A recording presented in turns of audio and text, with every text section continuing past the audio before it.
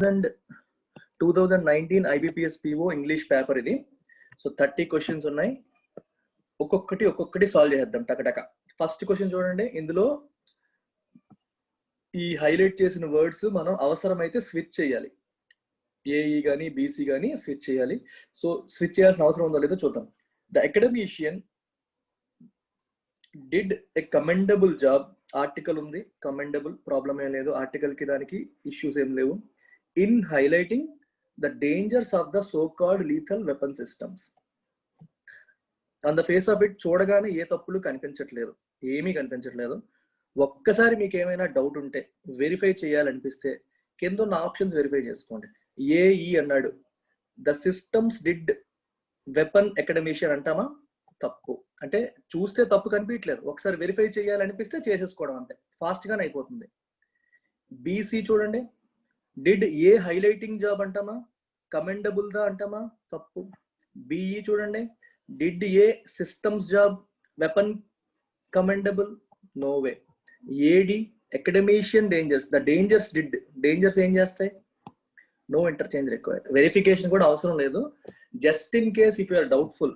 ఎందుకంటే ఎప్పుడు కూడా no error, no interchange required ఇది పెట్టాలంటే కొంచెం భయం వేస్తుంటుంది మనకి. ఏమో ఏదన్నా ఉందేమో, మనం ఐడెంటిఫై చేయలేకపోయామేమో అని భయపడతారు. అలాంటప్పుడు చిన్న వెరిఫికేషన్ కోసం మీకు చెప్పాను ఇదంతా. ఓకే, ఈ వెరిఫికేషన్ చూసేటప్పుడు ఈ ఆర్టికల్స్ చూసుకోవాలి. ఇప్పుడు కూడా ఆర్టికల్ చూసుకోండి, ఏ ఉంది కదా ఇక్కడ, మరి ఏతో స్టార్ట్ అయ్యేవి. ఈ చూడండి, ఏ అకాడమిషియన్ అని రాదు అక్కడ, యాన్ అకాడమిషియన్ అంటాం, ఇట్లాంటివి వస్తాయి. So none of these, no error పెట్టేటప్పుడు కొంచెం భయం వేస్తుంది. ఇంకొన్ని ఆప్షన్స్ వెరిఫికేషన్ చేసుకుంటే మీకు కుదిరేటప్పుడు చేసుకోండి. ఇది చూడండి, స్కిల్స్ ఆర్ ఏ. ఇక్కడ ఏ తర్వాత ఎసెట్ ఉంది కాబట్టి మీకు అక్కడ తేడా కనిపించేస్తుంది. ఇది మార్చేయాలి, ఎందుకంటే ఎసెట్టే రాయాలనుకుంటే యాన్ రాస్తాం కదా. ఆర్టికల్ బట్టి మనం చెప్పేయచ్చు కదా, ఎసెట్టే రాయాలి అనుకుంటే అక్కడ యాన్ రాస్తాం, ఏ రాయం. సో ఏ అనేది ఖచ్చితంగా మార్చాలి. ఏతో రెండు ఆప్షన్స్ ఉన్నాయి, ఏఈ, ఏబి అండ్ సిడి. చూడండి, ఏబి అంటే వైటల్ అసెట్, వైటల్ అసెట్ బాగుంది, ప్రాబ్లమే లేదు. ఏఈ అంటే ఏమవుతుంది? Skills are A automation vital. Automation vital ఏంటి? ఆటోమేషన్ అనేది నౌన్, వైటల్ అనేది యాడ్జెక్టివ్, అసెట్ అనేది నౌన్. యాడ్జెక్టివ్ ముందు నౌన్ తర్వాత ప్రాపర్ కదా. వైటల్ అసెట్ అంటే ఇంపార్టెంట్ అసెట్ అని అర్థం. So answer is A and B. A and B మారాలి. ఏ అండ్ బి ఉన్న ఆప్షన్ ఇది ఒక్కటే కాబట్టి ఇది పెట్టేయచ్చు గుడ్డిగా. సి అండ్ డి చెక్ చేయాల్సిన అవసరం కూడా లేదు, చెక్ చేయాలనుకుంటే చెక్ చేసేయండి. In today's globalized economy wear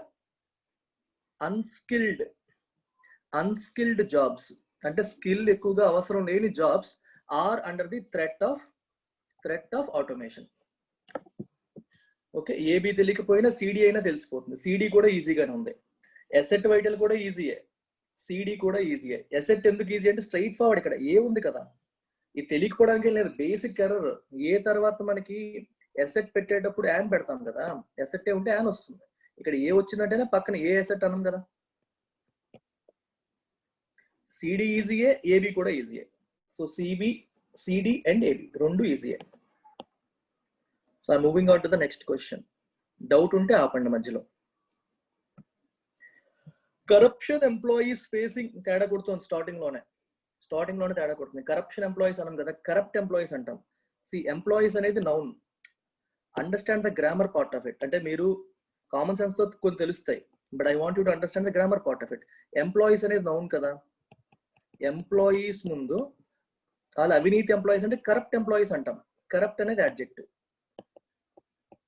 corruption employees అన్నాం, కరప్షన్ అనేది నౌన్. సో కాబట్టి ఏ దగ్గర తేడా ఉంది. సో ఆప్షన్స్ చూసేయండి, ఏసి కానీ ఏబి కానీ రెండిట్లో ఏదో ఒకటే అవుతుంది. సో ఏబి చూడండి, ఫేసింగ్ ఎంప్లాయీస్ అంటామా? అనం కదా. గవర్నమెంట్ ఎంప్లాయీస్ అంతే, ఇంక మొత్తం చదవాల్సిన పని కూడా లేదు, అక్కడ నుంచి వెళ్ళిపోవచ్చు. You don't even need to read the remaining. If you look at options immediately you can put B. Government employees facing criminal or corruption cases are under a scanner of the Modi administration. అంతే. Options చూస్తే మీకు within seconds లో అయిపోతుంది, అది not even a minute. Is it clear? మీ ఇక్కడ అర్థం చేసుకోవాల్సింది ఏంటి, ఇక్కడ చూడగానే తప్పు ఐడెంటిఫై చేయగలగాలి. ఎలా ఐడెంటిఫై చేసాం? ఎంప్లాయీస్ అనేది నౌన్ ముందు జనరల్ గా we keep adjective qualifying the noun. Corruption employees అనం, కరప్ట్ ఎంప్లాయీస్ అంటాం. ఇవి బేసిక్ ఫండమెంటల్స్, కష్టమైనవి ఏమీ కాదు. So I moving on. Doubt ఉంటే ఆపండి. చూడండి, if the obliged or alternative, తేడా కొడుతుంది. ది అథారిటీస్ ఆర్ ఫ్లైట్స్, అబ్బాబ్బా మొత్తం తేడా కొడుతుంది. To provide compensation or and cancelled. So చాలా తేడాలు ఉన్నాయి ఇక్కడ. సో స్టార్టింగ్ నుంచే తేడా కనిపిస్తుంది కాబట్టి ఇఫ్ ది కాంటెక్స్ట్ బట్టి చూడండి ఒకసారి. Flights cancelled, obliged, authorities, alternative. చెప్పండి. ఫ్లైట్స్ క్యాన్సిల్ అయితే authorities are oblige to give alternatives, అంటే ఆల్టర్నేటివ్ మార్గాలు ఇవ్వాలి. నేను గ్రామర్ బట్టి చెప్పట్లా, కాంటెక్స్ట్ బట్టి చెప్తున్నాను. మీకు ఉన్న పదాలన్నింటినీ కలిపేయండి. ఎందుకు ప్రతిదానికి గ్రామర్ అప్లై ఎందుకు చేయాలి? గ్రామర్ అప్లై చేయకుండా కాంటెక్స్ట్ బట్టి వెళ్దాం.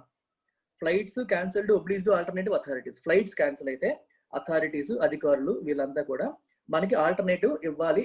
ఇవ్వడం అనేది వాళ్ళ ఆబ్లిగేషన్. అలా పెట్టేసుకుందామా?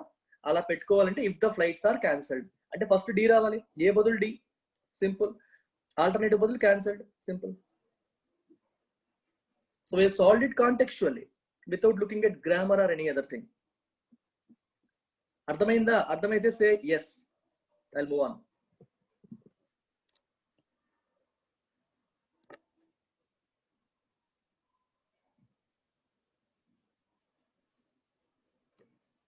Cool.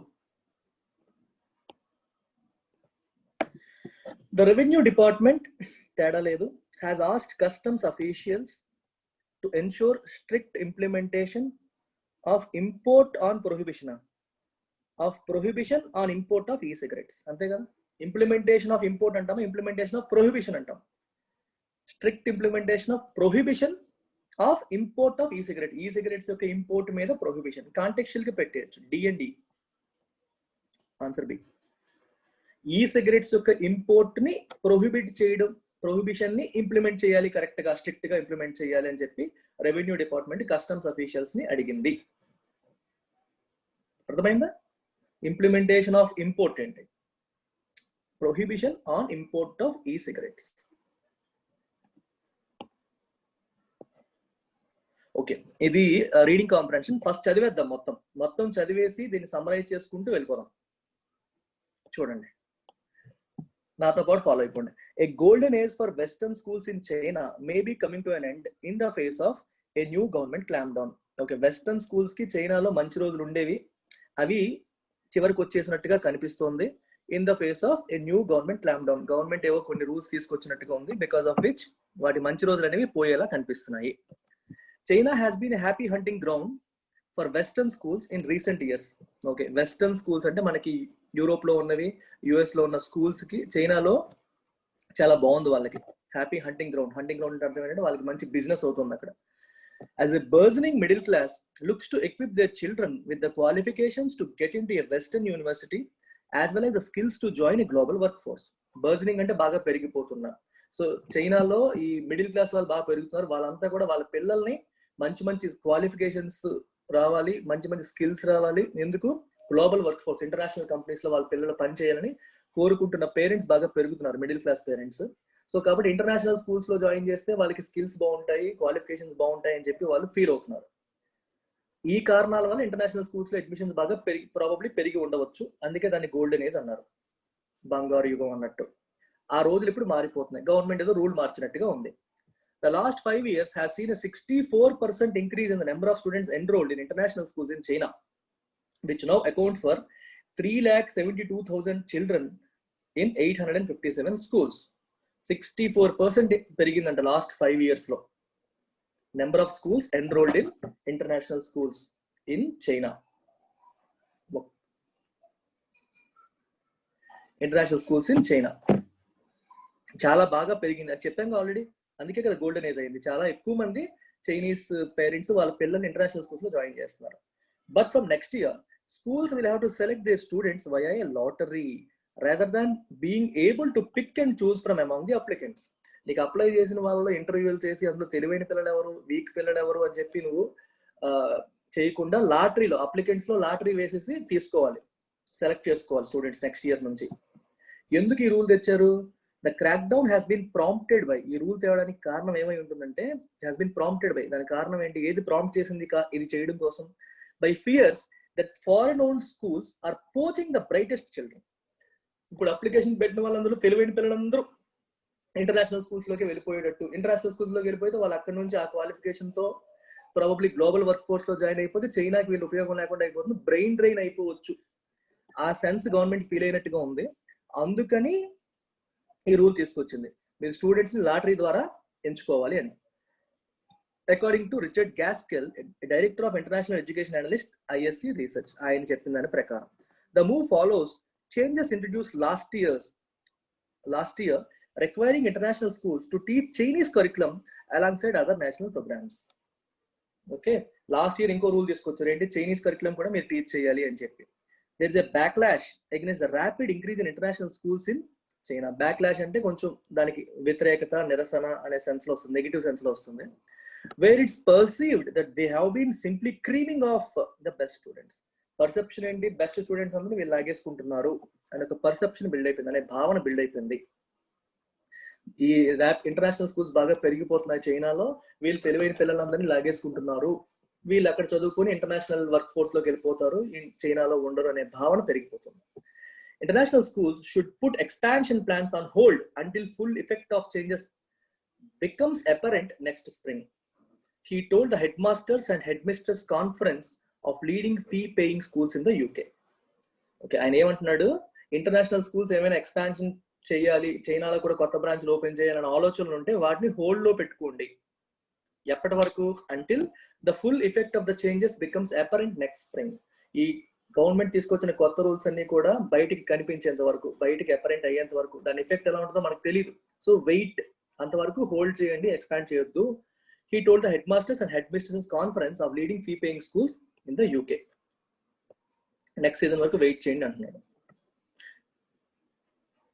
The international schools market has exploded in China in recent years after the authorities relaxed regulations relax చేశారు, కొంచెం ఈజీ చేస్తారు regulations. Chinese children attending foreign owned schools. Okay, the international schools market has exploded in China recent years after the authorities relaxed regulations. కొంచెం grammatical గా తప్పు రాశారు, but China పిల్లలు attend అవుతున్న foreign, okay అర్థమైంది, రిగార్డింగ్ అని రాయాలి ఇక్కడ. అంటే చైనా స్టూడెంట్స్ ఫారెన్ స్కూల్స్ లో జాయిన్ అవ్వడం ఉన్న రెగ్యులేషన్స్ రిలాక్స్ చేస్తారు అని అర్థం అనమాట. Until then international schools almost entirely served children of foreign nationals, but opening them up to Chinese children revealed a massive and previously untapped demand. చైనాలో ఉన్న international schools ఇంత ముందు ఓన్లీ ఫారెన్ నేషనల్స్ జాయిన్ అయ్యేవారు, ఇప్పుడు ఏమైంది, China వాళ్ళు కూడా join అవ్వచ్చని government relaxation ఇచ్చింది, రూల్స్ లో రిలాక్సేషన్ ఇచ్చింది. దానివల్ల ఏమైంది, వాళ్ళకి ఫుల్ డిమాండ్. ఈ చైనా మిడిల్ క్లాస్ పేరెంట్స్ అందరూ కూడా ఇంటర్నేషనల్ స్కూల్లో జాయిన్ చేస్తే మన పిల్లల భవిష్యత్తు బాగుంటుందని చెప్పి జాయిన్ చేయడం మొదలు పెట్టారు. అన్టాప్డ్ అంటే ఆ డిమాండ్ ఇప్పటి వరకు వీళ్ళు టచ్ చేయలేకపోయిన డిమాండ్ అనమాట, యూజ్ చేయలేకపోయిన demand. For the growing Chinese middle class, the schools provided a more reliable route. That ఈ గ్రోయింగ్ చైనీస్ మిడిల్ క్లాస్ కి స్కూల్స్ ఏమో ఒక మంచి రూట్ ఇచ్చింది, ఒక దారి ఇచ్చింది, రిలయబుల్ అంటే ఆధారపడదగ్గర దారి ఇచ్చింది. That Chinese national schools for getting into highly regarded universities in the west. US లో ఉన్న హార్వర్డ్ ఇట్లాంటి పెద్ద పెద్ద యూనివర్సిటీల్లోకి వెళ్ళడానికి ఇది ఒక మంచి ఆప్షన్ లాగా వాళ్ళకి కనిపించింది, ఒక మంచి రూట్ లాగా అనిపించింది. Particularly those in the US and UK, especially US UK లో ఉన్న పెద్ద పెద్ద యూనివర్సిటీస్ లో. These students in turn represent a lucrative source of income for both the schools themselves and for Western universities. వాళ్ళకి full happy, ఈ schools కి western యూనివర్సిటీకి full గా డబ్బులు ఇచ్చే ఒక లుక్రేటివ్ అంటే బాగా మనీ ఇచ్చేది అనమాట, బాగా మనీని ప్రొడ్యూస్ చేసేలాగా సోర్స్ ఆఫ్ ఇన్కమ్ లాగా కనిపించింది లాగా ఉన్నాయన్నమాట. The annual fee for a leading international schools is around $39,000 or 2,80,000 yuan. $39,000 అంట. 39,000 ఇంటూ అప్రాక్సిమేట్ గా 70,000 అండి. 70 ఇంటూ 39,000, 40,000 వేసుకోండి, అప్రాక్సిమేట్ గా మీకు ఎంత అవుతుంది, 28 lakhs. 40,000 ఇంటూ 70 కౌంట్ చేయండి ఎంత వస్తుందో, అది అంత amount school fee. China is the largest source of international students at UK universities. ఇక్కడ ఒక డాష్ ఇచ్చాడు, dash for more than 1 in 5 at undergraduate and post graduate level. అంటే అండర్ గ్రాడ్యుయేట్ మరియు పోస్ట్ గ్రాడ్యుయేట్ లెవెల్లో ప్రతి 5గురిలో ఒక చైనీస్ స్టూడెంట్ ఉంటున్నాడంట యూకేలో. అంటే కౌంట్ చేస్తే అలా అంత వస్తుంది, 5గురిలో ఒకళ్ళు. Some of the most prestigious private schools have sought to capitalize on their brand by opening branches in China in recent years. Capitalize అంటే ఆల్రెడీ ఉన్నదాన్ని ఉపయోగించుకోవడం, పేరుని ఉపయోగించేసుకోవడం అనమాట. వాళ్ళు వాళ్ళ బ్రాండ్ని వాడుకోవాలని ప్రయత్నం చేశారు by opening branches in China. చైనాలో బ్రాంచ్లు ఓపెన్ చేయడం ద్వారా in recent years. A record 14 British international schools have opened or are due to open in China this year. 14 international schools open అయ్యాయి లేదా ఓపెన్ అవ్వబోతున్నాయి చైనాలో ఈ సంవత్సరం, including outpost of King school, Canterbury, Shrewsbury school which counts Charles Darwin among its alumni. ఈ ష్రూస్బరీ స్కూల్లోనే Charles Darwin చదువుకున్నాడంట. ఈ స్కూల్స్ అన్ని కూడా ఇక్కడ బ్రాంచ్లు ఓపెన్ చేస్తున్నాయి. But despite the increased scrutiny, there are still opportunities for international schools to open in China, given the massive demand among Chinese families. Chinese families కి విపరీతమైన డిమాండ్ ఉంది ఇంటర్నేషనల్ స్కూల్స్ కాబట్టి, ఎన్ని స్క్రూటినీ ఎక్కువైనప్పటికీ, రూల్స్ పెరిగినప్పటికీ కూడా international schools కి opportunities చాలా ఉన్నాయి. ఇంకా there's a deep desire amongst the wealthy, middle class and young Chinese parents for a western style of education. Western style of education మీద వాళ్ళకి మంచి కోరిక ఉంది. Parents want an international education but also want their children to retain their culture and identity. Chinese culture మరియు ఐడెంటిటీని retain చేసుకోవాలి, కానీ international education కావాలని parents కోరుకుంటున్నారు. He added, as well as excellent exam results and places at the top universities. పేరెంట్స్కి ఏం కావాలి? Exam results బాగుండాలి, top యూనివర్సిటీలో ప్లేస్ కావాలి, మంచి ఇంటర్నేషనల్ ఎడ్యుకేషన్ ఉండాలి, కానీ వాళ్ళ చైనీస్ కల్చర్ మరియు చైనీస్ ఐడెంటిటీని రిటైన్ చేసుకోవాలి. So this is what the entire passage says. So ఓవరాల్గా మనం సమ్మరైజ్ చేసుకుంటే, మైండ్లో ఒకసారి అనుకుంటే మీకు ఏమర్థమవుతుంది? చైనాలో ఇంటర్నేషనల్ స్కూల్స్ బాగా పెరిగాయి. పెరగడానికి కారణం ఏంటి? ఒక రూల్ని రిలాక్స్ చేశారు. ఇంతకుముందు ఇంటర్నేషనల్ స్కూల్స్లో ఓన్లీ ఇంటర్నేషనల్ బయట కంట్రీస్ వాళ్ళ పిల్లలు మాత్రమే జాయిన్ అయ్యేవారు. ఇప్పుడు చైనా వాళ్ళు కూడా జాయిన్ అవ్వచ్చు అని చెప్పి రూల్ రిలాక్స్ చేశారు. దానివల్ల చైనీస్ మిడిల్ క్లాస్ పేరెంట్స్ విపరీతంగా వాళ్ళ పిల్లల్ని అందులో జాయిన్ చేస్తున్నారు. వాళ్ళు జాయిన్ చేయడానికి గల కారణం ఏంటి? ఇంటర్నేషనల్ స్కూల్స్ లో చదువుకుంటే ఆ క్వాలిఫికేషన్ తో తర్వాత వాళ్ళు వెస్టర్న్ యూనివర్సిటీస్ లో చదువుకోవచ్చు, గ్రాడ్యుయేషన్, పోస్ట్ గ్రాడ్యుయేషన్, తర్వాత గ్లోబల్ వర్క్ ఫోర్స్ లో ఇంటర్నేషనల్ గా పనిచేయొచ్చు అనేది ఒక కోరిక. సో దీన్ని యూకే అండ్ యుఎస్ లో ఉన్న స్కూల్స్ కూడా క్యాపిటలైజ్ చేసుకుంటున్నాయి, ఎందుకంటే మంచి సోర్స్ ఆఫ్ ఇన్కమ్ అయిపోయింది. అది ఎంత ఎక్కువగా ఉందంటే, యూకేలో ప్రతి 5గురిలో ఒకటి చైనీస్, ప్రతి 5 ఫారెన్ స్టూడెంట్స్ లో ప్రతి 5 స్టూడెంట్స్ లో ఒకటి చైనీస్ అయిపోయాడు. సో దీని వాళ్ళు క్యాష్ చేసుకుంటున్నారు. అయితే చిన్న రూల్స్ మార్చింది గవర్నమెంట్. ఏం చెప్పిందంటే, చైనీస్ కరికులం కూడా టీచ్ చేయాలని చెప్పి ఒక రూల్ తీసుకొచ్చింది. తర్వాత స్టూడెంట్స్ ని సెలెక్ట్ చేసుకునేటప్పుడు లాటరీ పద్ధతి ఫాలో అవ్వాలి, మామూలుగా చేయకూడదు అంది. లాటరీ పద్ధతి ఎందుకు ఫాలో అవ్వాలంటే, మా తెలివైన పిల్లలందరూ మీరు తీసేసుకుంటున్నారు, ఎక్కువ మంది అప్లై చేస్తున్నారు. సో అందులో తెలివైన వాళ్ళందరినీ మీరు తీసేసుకుంటే క్రీమ్ వెళ్ళిపోతుంది, బ్రెయిన్ డ్రైన్ అయిపోతుంది, వీళ్ళు ఎవరు చైనాలో ఉండే ఉద్దేశంతో లేరు అనేది ప్రభుత్వ భయం. అందుకే లాటరీ వేస్తే ఆల్ కైండ్స్ ఆఫ్ స్టూడెంట్స్ కూడా వెళ్తారు అనేది ప్రభుత్వం యొక్క ఉద్దేశం. With this understanding, let's try to answer the questions. Which of the following statements is not true? ఏది ట్రూ కాదు? Many international universities are cancelling their plans. No, they are keeping their plans on hold. In fact, hold లో పెట్టండి అని చెప్పి ఆయన చెప్పాడు. Cancel చేయమని చెప్పారా? చెప్పలేదు కదా. క్యాన్సిల్ చేస్తున్నారని చెప్పారా? చెప్పలేదు. ఇబ్బంది ఉండొచ్చు, గోల్డెన్ ఏజ్ అనేది ఆగిపోవచ్చు, అది ఎండ్కి వచ్చేయచ్చు అని చెప్పారు తప్పితే వాళ్ళు క్యాన్సిల్ చేస్తున్నారు అని చెప్పి ఈ పదం వాడలేదు. క్యాన్సిల్ అనే పదమే ఎంటైర్ పారాగ్రాఫ్ లో మనకు కనిపించలేదు. హోల్డ్ చేయమని కూడా ఆయన సలహా ఇచ్చాడు. ఎక్స్పాన్షన్ ప్లాన్స్ ని హోల్డ్ లో పెట్టండి ఆర్ పెట్టుకోండి, సంథింగ్ ఆ సెన్స్ లో వెళ్తుంది. Although there is huge demand for UK universities in China, the number of UK universities is coming down.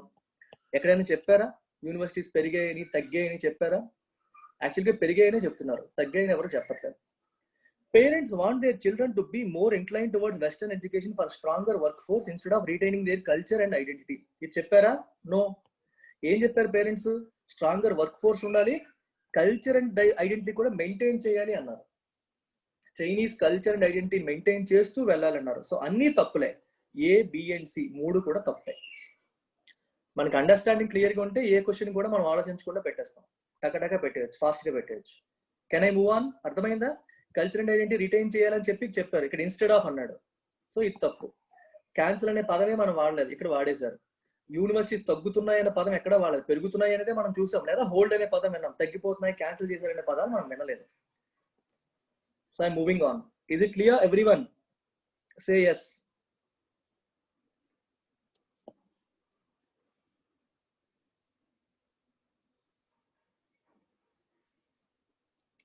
Yeah, cool. Relaxed అనే పదానికి మీనింగ్, సిమిలర్ మీనింగ్ ఏంటి? ఈజీ కదా. అసోసియేటెడా, రీచ్డా, డ్రెస్డా, ఈజ్డా, స్ట్రెస్డా ఏంటి? రిలాక్స్ అంటే అర్థం ఏంటి? రిలాక్స్డ్గా ఉండడం అని కాదు కదా, రెస్ట్రిక్షన్స్ ఈజీ చేశారు, ఈజ్డ్. ఇంతకుముందు స్ట్రిక్ట్గా ఉండే రెస్ట్రిక్షన్స్ వాటిని ఈజీ చేశారు ఇప్పుడు. సో చైనీస్ ఇంటర్నేషనల్ స్కూల్స్లోకి ఒక చైనీస్ పేరెంట్ ఎంటర్ అవడం అనేది ఇప్పుడు ఈజీ, చైనీస్ స్టూడెంట్ ఎంటర్ అవడం అనేది ఈజీ. ఇంతకుముందు స్ట్రిక్ట్ రెగ్యులేషన్స్ ఉంటే ఇప్పుడు లేవు.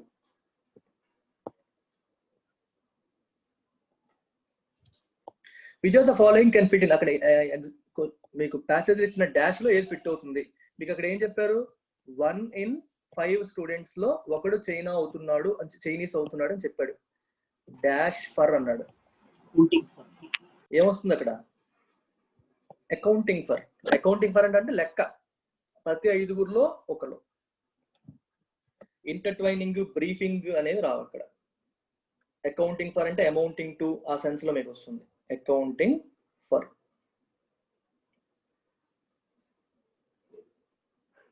ఓకే, మిగిలినవి ఫిట్ కావు, మీరు ఎలిమినేషన్ ద్వారా కూడా పెట్టేసుకోవచ్చు. చాలా ఈజీ క్వశ్చన్ అది.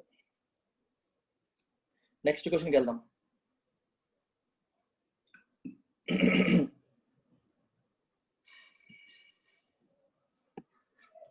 Which of the following phrases can replace the phrase in the face of?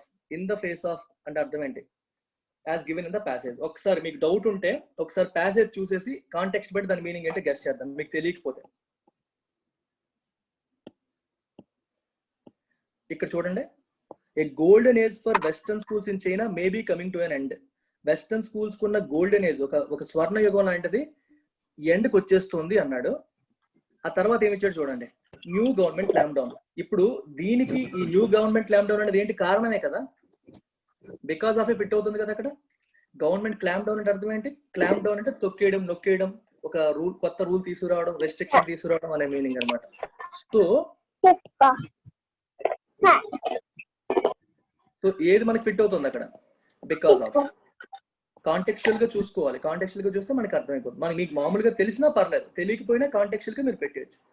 Because of fit అవుతుంది, ఎగెనెస్ట్ ఆఫ్ ఫిట్ అవ్వదు, ఎమర్జింగ్ ఫిట్ అవ్వదు, ఇన్ టర్మ్స్ ఆఫ్ ఫిట్ అవ్వదు, ఇన్ లిeu ఆఫ్ ఫిట్ అవ్వదు.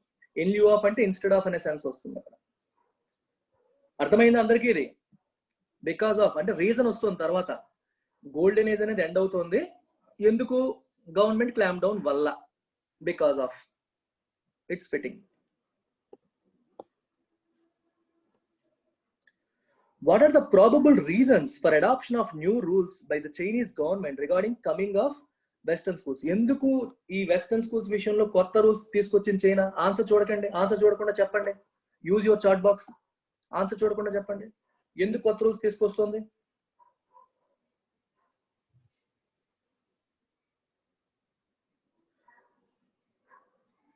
గుర్తుపెట్టుకోండి, చైనాలో ఉన్న తెలివైన పిల్లలందరూ వెళ్ళిపోతున్నారు, క్రీమ్ అంతా వాళ్ళు అట్రాక్ట్ చేసేస్తున్నారు, కాబట్టి బ్రెయిన్ డ్రైన్ జరుగుతుంది. వీళ్ళ తర్వాత యూకేకి, యూఎస్కి గ్రాడ్యుయేషన్కి వెళ్ళిపోతారు, ఇంటర్నేషనల్ వర్క్ ఫోర్స్ లో పనిచేస్తారు, మన దగ్గర పనిచేయరు, ఇంటర్నేషనల్ స్టూడెంట్స్ వెళ్ళిపోతున్నారు కాబట్టి.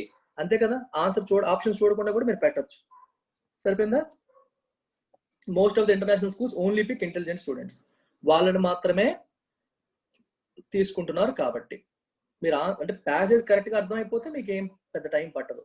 సో స్పీడ్ రీడింగ్ బిల్డ్ కావాలి. రోజు ఎడిటోరియల్ చదువుతున్నప్పుడే టైం ఫ్రేమ్ పెట్టుకోండి. ఇకపై తక్కువ టైం, 10 minutes అయిపోవాలి, 5 minutes అయిపోవాలి, 3 minutes అయిపోవాలి. ఆ 5 minutes స్టేజ్కి వచ్చేయాలి. ఈ ప్యాసేజ్ అనేది మన హిందూ ఎడిటోరియల్ అంత కష్టంగా లేదు, వొకాబులరీ కూడా సింపుల్ గానే ఉంది. ఇది యాక్చువల్గా 2-3 minutes, మ్యాక్స్ 5 minutes లో చదివేయచ్చు, కష్టమైనది ఏం కాదు. Which of the following are the reasons for parents in China to prefer international schools? Options చూడకుండా మీరు మైండ్ లో పెట్టుకోండి. ఆన్సర్ ఏంటి? ఇంటర్నేషనల్ స్కూల్స్ ప్రిఫర్ చేయడానికి కారణం ఏంటి చెప్పండి. క్వాలిఫికేషన్ వస్తుంది, వెస్టర్న్ యూనివర్సిటీస్ లో జాయిన్ చేయడానికి స్కోప్ ఉంటుంది, గ్లోబల్ వర్క్ ఫోర్స్ లో చేయడానికి స్కోప్ ఉంటుంది. So better jobs, better universities. అది ఎక్కడుందో చూడండి ఆప్షన్స్ లో. సిలబస్సా? కాదు. లోకల్ టీచర్సా? కాదు. More opportunities for admissions to foreign universities, better jobs. Answer is only 3. Straight forward. ఎప్పుడు కూడా చదివేటప్పుడు కీవర్డ్స్ మీకు అండర్లైన్ చేయడానికి, లేకపోతే మీకు రఫ్ పేపర్ ఇస్తారు కదా, కీవర్డ్స్ నోట్ చేసుకోండి. కీవర్డ్స్ ఇక్కడ కీవర్డ్ ఏంటి? Better job keyword, foreign university keyword. అర్థమవుతుందా? కీవర్డ్స్ మీరు రాసుకోవాలి. ఒక ఆర్సీ చదివేటప్పుడు యాక్చువల్ ఎగ్జామ్ లో పక్కన అది మీకు గుర్తొస్తుంది. పారాగ్రాఫ్ 1 ఇలా రాస్తుంది, నేనైతే ఇలా రాస్తాను. ఫస్ట్ పారా చదువుతూ కీవర్డ్స్, ఇంపార్టెంట్ కీవర్డ్స్ రాస్తావు. పారా 2 4 or 5 కీవర్డ్స్, అంతే చాలు, ఇంకేం వద్దు. గో త్రూ ఒక్కొక్క క్వశ్చన్ చూడడం, లుక్ ఎట్ కీవర్డ్స్, దేంట్లో ఫిట్ అవుతుంది. అది పారాగ్రాఫ్ 1లో ఆన్సర్ ఉందా, పారాగ్రాఫ్ 2లో ఆన్సర్ ఉందా. అంటే మీరు చదివినప్పుడే అర్థమైపోతే అన్నిసార్లు తిప్పాల్సిన అవసరం కూడా లేదు.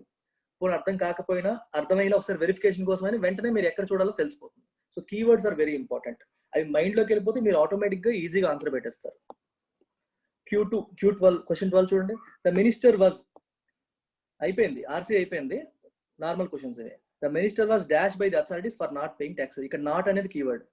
ట్యాక్సెస్ పే చేయకపోతే అథారిటీస్ మనల్ని ఏం చేస్తాయి? ముద్దు చేస్తాయా, ఇబ్బంది పెడతాయా? ఇబ్బంది పెడతాయి. హూండెడ్ అంటే హరాస్డ్ అని అర్థం. హరాస్ చేస్తాయి, సరిపోయింది కదా. హరాస్డ్ అనే పదం ఫిట్ అవుతుంది. మూవ్డ్ ఫిట్ కాదు, న్యూట్రల్ గా ఉంది. పర్సూడ్ అంటే ఫాలోడ్, వెంటపడ్డం. చేజ్, ఇది కూడా ఫిట్ అవుతుంది. Answer A and C. The minister was harassed by అనొచ్చు, the minister was pursued by అనొచ్చు, చేజ్డ్ బై. అథారిటీస్ అతను వెంటబడుతున్నారు, అతన్ని హరాస్ చేస్తున్నారు ట్యాక్స్ కట్టనందుకు. రెండు మీనింగ్స్ కూడా ఫిట్ అవుతాయి. Answer A and C. ఇది ఏ వాయిస్ లో ఉంది? Passive voice. Was plus V3, be form plus V3 is passive voice. ఎన్నోసార్లు మాట్లాడుకున్నాం మనం. అయితే దాన్ని బట్టి మనం ఎలిమినేట్ చేయగలమా? చేయలేం, ఎందుకంటే మూడు కూడా V2 or V3 ఫార్మాట్ లో ఉన్నాయి. సో గ్రామర్ ఇక్కడ పనిచేయదు. మీనింగ్ తెలిస్తేనే చేయగలుగుతారు, లేకపోతే చేయలేరు. సో మీనింగ్ తెలిస్తేనే మనం ఆన్సర్ చేస్తారు. సో ప్రతిదీ గ్రామర్ తో మనం హ్యాండిల్ చేయలేం. అయితే ఇక్కడ నాట్ పేయింగ్ ట్యాక్స్ అనేది కీవర్డ్, నెగిటివ్, అది నెగిటివ్ యాక్టివిటీ కాబట్టి. సో హరాస్మెంట్, పనిష్మెంట్, వెంటపడడం అనే పదాలు, నెగిటివ్ వర్డ్స్ వస్తాయి. Can I move on? Is it clear everyone? Say yes. Right. The police said the case dash low huge amounts of public money. పక్కన పెట్టండి. Case అన్నాడు, involves బాగుంది కదా. Conduct అన్నాం, ఎందుకంటే కేస్ అనేది సింగులర్ తర్వాత వెర్బ్ కి ఎస్ వస్తుంది. కేస్ అవర్స్ అనేది కాంటెక్చువల్ గా నీకు ఫిట్ అవుతుంది కదా. కేస్ అవర్స్ అని ఏమంటాం? The case involves huge amounts of public money. Answer is only B. Easy question, మిగిలిన చదవాల్సిన అవసరం కూడా లేదు.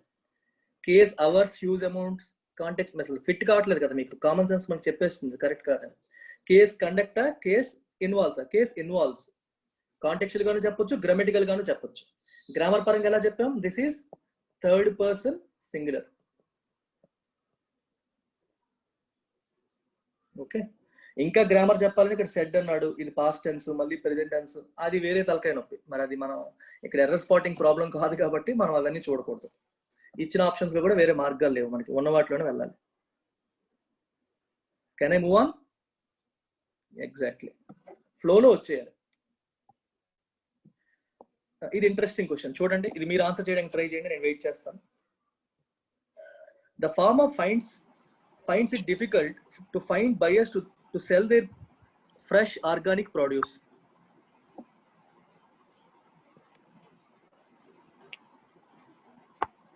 Interesting question. Try to guess the answer. ఎక్కడ తప్పు ఉంది? ఎర్రర్ స్పాటింగ్ ఇది. ABCD లో ఎక్కడ తప్పు ఉంది?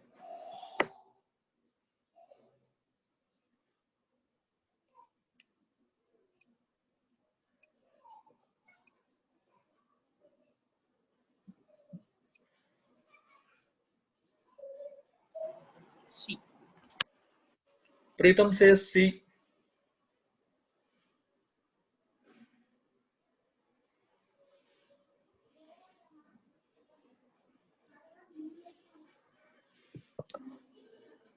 A, find.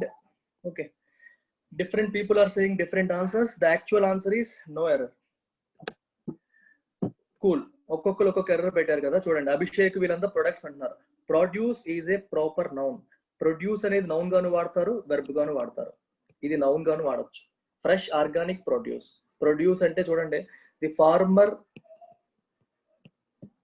ప్రొడ్యూసెస్ అన్నాం అనుకోండి, ఇక్కడ ఇది వెర్బ్.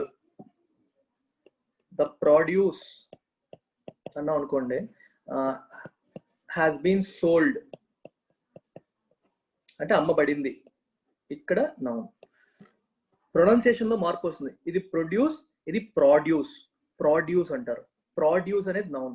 ఇది 100% కరెక్ట్. చాలా మంది తెలియదు. ఫ్రెష్ ఆర్గానిక్ ప్రొడ్యూస్ అది నౌను, కరెక్టే, అక్కడ తప్పు లేదు. సో డీలో తప్పు లేదు. ఇంకెక్కడ తప్పు ఉండొచ్చు? ఇంకొంతమంది సి అన్నారు. సి ఎందుకు అన్నారంటే దెయిర్ ఉంది కదా అన్నారు. Their indicates his or her. ఇది కూడా కరెక్టే. కొన్నిసార్లు మనం ఇక్కడ జెండర్ తెలియనప్పుడు ఫార్మర్ అంటే రైతు ఆడనుకోవాలా మగ అనుకోవాలా ఆడనుకోవాలా తెలియదు. ఎట్లాంటప్పుడు ఏం చేస్తారంటే దెయిర్ వాడతారు. ఇది తప్పు కాదు. మీకు ఫర్ ఎగ్జాంపుల్ చూడండి, ఈ ఒక ఎగ్జాంపుల్ రాసాను చూడండి. Everybody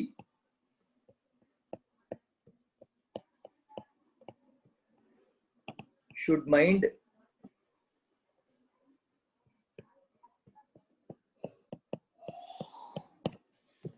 everybody should mind dash business. His business her business అంతే. ఎవ్రీబడి సింగులరే కదా, ఎవ్రీబడి సింగులరే. ఇది సింగులర్ అయినప్పటికీ దైర్ ఓన్ బిజినెస్. వన్ ఎప్పుడు వస్తుందంటే ఎవ్రీ వన్ మస్ట్ అని రాసినప్పుడు ఎవ్రీ వన్ వస్తుంది.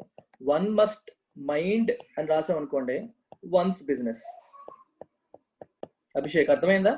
ఇక్కడ వన్ తో స్టార్ట్ చేస్తే వన్ వస్తుంది. One must mind one's business. అలా కాకుండా ఎవ్రీబడి రాసాం అనుకోండి, అది దెయిర్ వస్తుంది. So their indicates his or her. It's మనకు చూడగానే ఇక్కడ ఒక తప్పు కనిపిస్తుంది, ఇక్కడ ఒక తప్పు కనిపిస్తుంది. అందుకే ఇది ఇంట్రెస్టింగ్ క్వశ్చన్ అన్నాను. చాలా ఇంట్రెస్టింగ్ క్వశ్చన్ అది. కానీ ఈ రెండు తప్పులు కాదు. ఇక్కడ ఇంకొక గ్రామర్ పాయింట్ ఉంది. ఒక సింగిల్ సెంటెన్స్ లో చాలా చెప్పేశాడు అతను. ఇంకో గ్రామర్ పాయింట్ ఏంటంటే the farmer. What is the meaning of the farmer? ఇప్పుడు చూడండి, వెన్ ఎవర్ యూ సీ ఈ ఆర్టికల్ యూసేజ్ లో ద తర్వాత నువ్వు యాడ్జెక్టివ్ ని వాడచ్చు, నౌన్ ని కూడా వాడచ్చు. జనరల్ గా ద తర్వాత నౌన్ వాడతాం కదా. ద ఫార్మర్ కి రెండు మీనింగ్స్ ఉన్నాయి. చూడండి, ద డాల్ఫిన్ అన్నారు అనుకోండి, ద డాల్ఫిన్ అంటే ఒక పర్టిక్యులర్ డాల్ఫిన్ అనే మీనింగ్ ఉంది. డెఫినిట్ ఆర్టికల్ కాబట్టి పర్టిక్యులర్ డాల్ఫిన్. కానీ ఇక్కడ పర్టిక్యులర్ డాల్ఫిన్ అంటే ఎలా చెప్తావు? ముందు ఏదైనా సెంటెన్స్ ఉండాలి కదా. ముందు ఏదైనా సెంటెన్స్ ఉంటే మనం చెప్తాం. అతని గురించి డిస్కస్ చేస్తాం కాబట్టి ద డాల్ఫిన్, ద ఫార్మర్ అంటాం. అంటే దీనికి ముందు సెంటెన్స్ లో నేను ఒక ముగ్గురు ఫార్మర్స్ ని కలిశాను, అందులో ఒక ఫార్మర్ ఇలాగా అలాగా అని చెప్పుకుంటూ వచ్చి తర్వాత ద ఫార్మర్ అని అనుకోండి, ఇంతకు ముందు నేను ఏ ఫార్మర్ గురించి మాట్లాడానో ఆ ఫార్మర్ అని చెప్పి మనం ఇది ఇండికేట్ చేస్తుంది. ద మళ్ళీ ఒకసారి అర్థం కాని ఆర్టికల్స్ గురించి తెలియని వాళ్ళు ఒకసారి చూడండి. ద గురించి చెప్తాను. If you see I saw a girl yesterday అని రాసి ద గర్ల్ ఈజ్ టాల్ అన్నాను. ఇక్కడ ద గర్ల్ అంటే అర్థం ఏంటి? నిన్న నేను ఏ అమ్మాయిని అయితే చూసానో ఆ గర్ల్. మొదటిసారి చూసాను కాబట్టి ఏ గర్ల్ నాకు తెలియదు. Indefinite. This is indefinite. I don't know which girl. Now I'm referring to the same girl. ఇది డెఫినిట్. ఇది simple way of explaining the difference between definite articles and indefinite articles. అయితే సమస్య ఏంటి? ఇప్పుడు డైరెక్ట్ గా the girl is tall అని అంటానా? అనలేను. ఎందుకంటే ఈ కాంటెక్స్ట్ కూడా నేను చెప్పలేను. ముందు సెంటెన్స్ ఉంటేనే దీనికి అర్థం ఉంటుంది.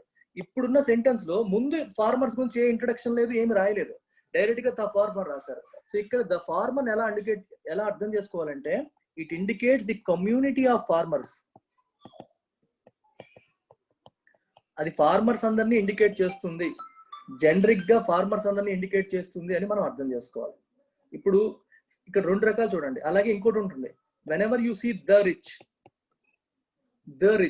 రిచ్ అనేది ఏంటి? బేసిక్ గా యాడ్జెక్టివ్, అంతే కదా. రిచ్ పర్సన్ యాడ్జెక్టివ్ వెరిఫికేషన్ అంటే పక్కన పర్సన్ ఆర్ థింగ్ పెట్టండి. రిచ్ పర్సన్ అంటే ఓకే, పర్సన్ ఎలాంటి person? Rich person. Okay. Poor man. So adjective fix అయిపోయింది. ఇక్కడ రిచ్ అనేది యాడ్జెక్టివ్, దాని ముందు ద పెట్టాను. ఇది దేన్ని ఇండికేట్ చేస్తుంది? ఆల్ రిచ్ మెన్ ని, ఆల్ రిచ్ పీపుల్ ని ఇండికేట్ చేస్తుంది. When you say the rich, it means all rich people. When you say the poor, it means all poor people. It indicates the entire community of people, all poor people. ఇప్పుడు the rich అనేది plural ఆ singular అంటే plural పెట్టాలి. The rich are getting richer అంటారు. The poor are getting poorer. Rich ఏమో ఇంకా rich అయిపోతున్నారు, are వాడాం ఎందుకంటే ఇక్కడ మనం ప్లోరల్ కింద కౌంట్ చేస్తున్నాం. The rich are getting richer, the poor are getting poorer. కానీ ఇక్కడ చూడండి ద ఫార్మర్. సార్ అదే లాజిక్ మీరు తీసుకుంటే ద ఫార్మర్ పక్కన ఫైండ్ రావాలి కదా, ఫైండ్స్ ఎందుకు వచ్చింది అంటే మీకు ఇక్కడ కూడా ఎర్రర్ పెట్టొచ్చు, ఇక్కడ పెట్టొచ్చు, ఇక్కడ ఎర్రర్ పెట్టొచ్చు. 3 చోట్ల మనకి ట్రాప్స్ ఉన్నాయి. 3 చోట్ల ఒకడు ఇక్కడ పడిపోతాడు, లేదా ఇక్కడ పడిపోతాడు, లేదా ఇక్కడ పడతాడు. సినిమాలు అంటారు కదా, అక్కడ 4 సుమోలు పెడదాం, మిస్ అయ్యాడా ఈ గొట్ట దగ్గర ఇంకో 5 సుమోలు పెడదాం, అక్కడ మిస్ అయ్యాడా ఇక్కడ ఒక 10 సుమోలు పెడతాం. చివరికి వీడు అంటాడు, ఎందుకురా అన్ని సుమోలు, ఎందుకన్ని సుమోలు వేస్ట్ చేయడం బుజ్జి. అది అల్టిమేట్ గా ఒక్క సుమో కూడా అవసరం లేదు ఇక్కడ, ఎందుకంటే ఎర్రర్ లేదు, ఓన్లీ ట్రాప్లు ఉన్నాయి.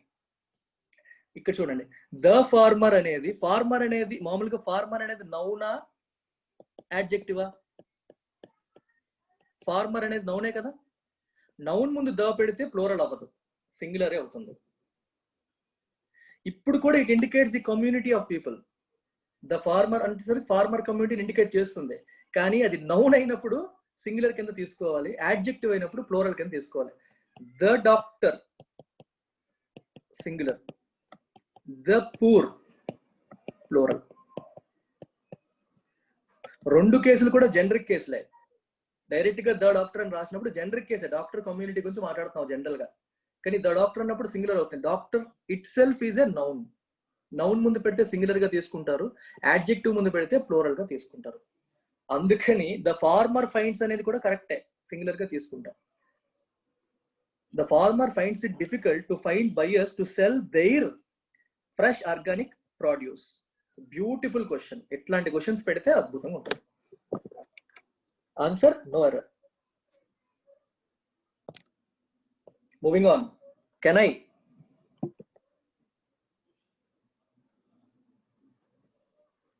ఇది ఈజీగా చిన్నపిల్ల కూడా ఆన్సర్ చేస్తారు, చేయండి. It were not mister Kejriwal's fault. ఏంటి answer? It was not. Simple, చూడగానే పెట్టచ్చు. It was not mister Kejriwal's fault. మా తర్వాత చదవకండి, ఇంకా అవసరం లేదు. The supreme court says Canadian judges has తేలిపోయింది. బి జడ్జెస్ ప్లూరల్ కదా, ప్లూరల్ పక్కన హ్యాస్ ఎందుకు వస్తుంది? హ్యావ్ రావాలి. సో తప్. Straight forward easy questions. ఇవి యాక్చువల్ పిఓ ఎగ్జామ్ లో వచ్చాయి, పండగ చేసుకోవచ్చు మీరు. The government is expected to issue a statement regarding the investigation to the press. నాకైతే తప్పు కనబట్లా, ఎక్కడ తప్పులేదు. Government is expected. కొంతమంది డౌట్ పడతారు, సార్ ఈజ్ ఎక్స్పెక్టెడ్ అదేంటి సార్, అలా ఎలా వస్తుంది సార్ అంటారు. అది ప్యాసివ్ వాయిస్, అర్థం కాదు. ఇదే ప్రాబ్లం. ఈజ్ ఎక్స్పెక్టెడ్ అని ఎలా అంటాం సార్, ఈజ్ ఎక్స్పెక్టింగ్ అనాలి కదా అంటారు. ఇదే అందుకే B4+V3 అనేది ప్యాసివ్ వాయిస్ అనే స్ట్రక్చర్ మీ మైండ్ లో ఉంటే అందులో తప్పు లేదు అని అర్థం అవుతుంది. ద గవర్నమెంట్ ఈజ్ ఎక్స్పెక్టెడ్ అంటే ఎవరు ఎక్స్పెక్ట్ చేస్తారని చెప్పలేదు, ప్రాబబ్లీ ప్రజలు అయి ఉండొచ్చు. ప్రాబబ్లీ నో ఎర్రర్ అనేది పెట్టడానికి మనసు రాదు, కాబట్టి ఇక్కడ ఏదో తప్పు ఉందని పెట్టేస్తారు. The government is expected to issue. ఎవరు ఎక్స్పెక్ట్ చేస్తున్నారు? Probably people are expecting the government to issue. అలా అనమాట. ఆబ్జెక్ట్ సబ్జెక్ట్ అయింది, సబ్జెక్ట్ చెప్పలేదు. సబ్జెక్ట్ ఇంపార్టెంట్ కాదు. ప్రజలు ఎక్స్పెక్ట్ చేస్తున్నారా, ప్రెస్ ఎక్స్పెక్ట్ చేస్తున్నారా అనేది ఇంపార్టెంట్ కాదు. కానీ గవర్నమెంట్ ఈజ్ ఎక్స్పెక్టెడ్, గవర్నమెంట్ నుంచి ఎక్స్పెక్టేషన్ ఉంది, అది ఇంపార్టెంట్. అందుకని ప్యాసివ్ వాయిస్. ప్యాసివ్ వాయిస్ ఎప్పుడు వాడతారని చాలా మంది అడుగుతారు. ఎందుకంటే when the subject is not important, passive voice వాడతాం. when the object is more important, subject is not important. ఇక్కడ ఎవరు ఎక్స్పెక్ట్ చేస్తున్నది ఇంపార్టెంట్ కాదు, కానీ ఎక్స్పెక్ట్ చేసేది ఎవరి నుంచి? గవర్నమెంట్ నుంచి, అది important. The government is expected to do this. The government is expected to take care of people.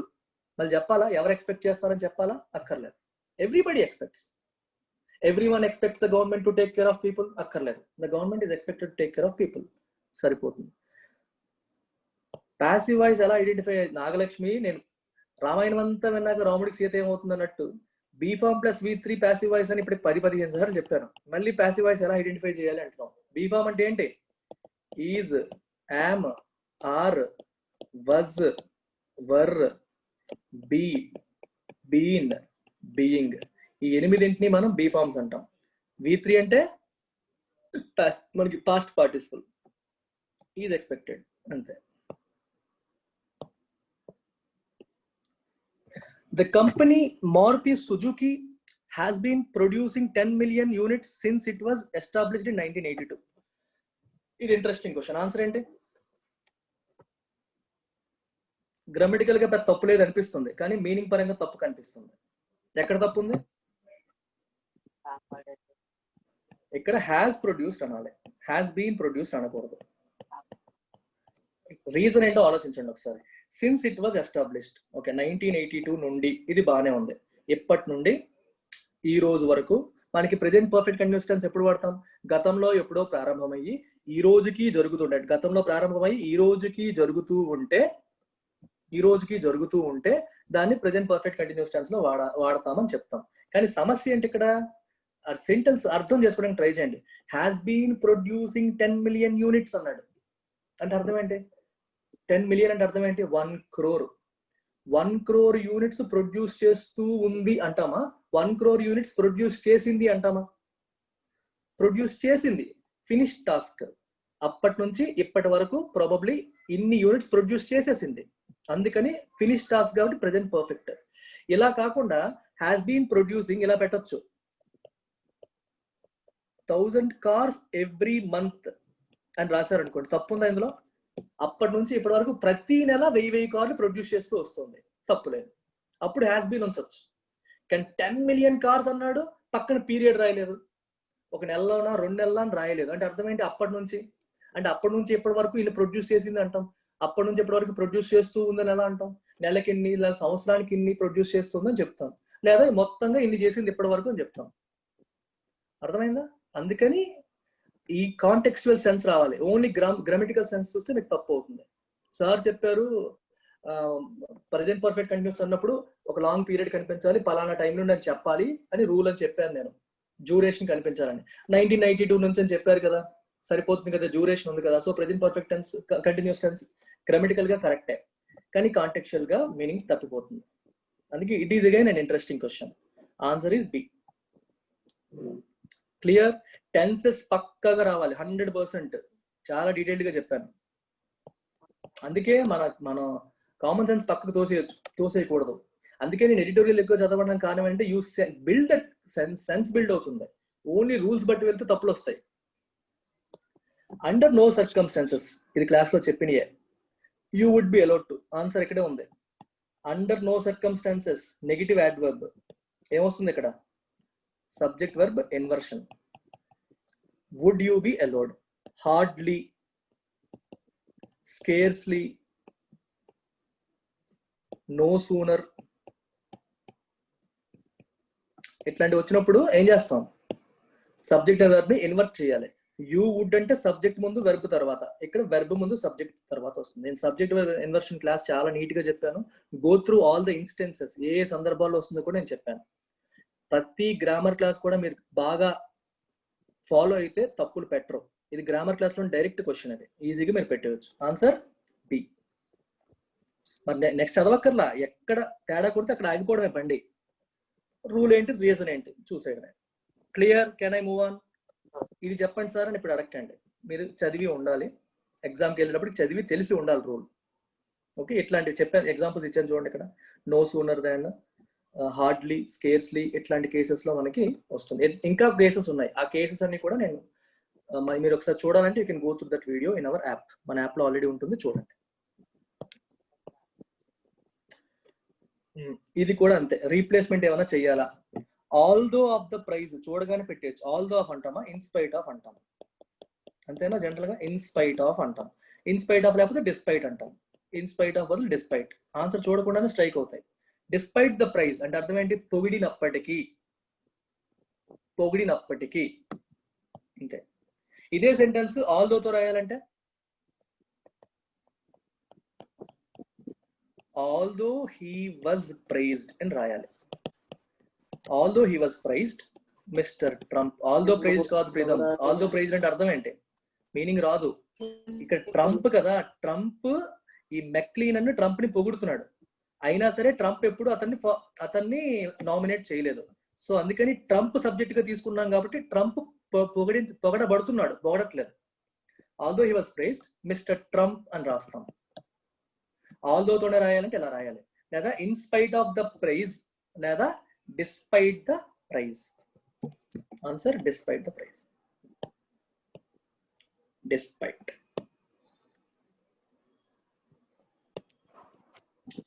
Can I move on? Yes or no?